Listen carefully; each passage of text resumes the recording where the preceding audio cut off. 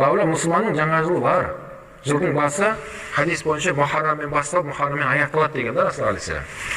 Ал ол хадиспен бекілгендіктен, әрине ол күнді біз жылдың басы деп есептейміз. Ал Мухаррам айының басында көрдіңіз бе, ол жерде не істейміз? Құлшылықпен бастаймыз. Мухаррам айында көбірек ораза ұстайтын пайғамбар алейхиссалам. Мен Алланың жаңа айтылған сол. Әрбір күніміз, уақытымыз, сәтіміз Алланың берген аманаты.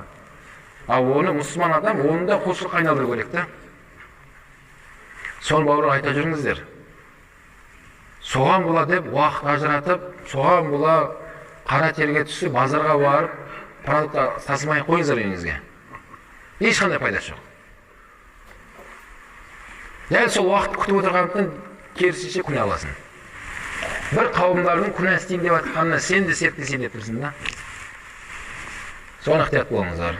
Қыздарымызға, балаларымызға айтыңыздар.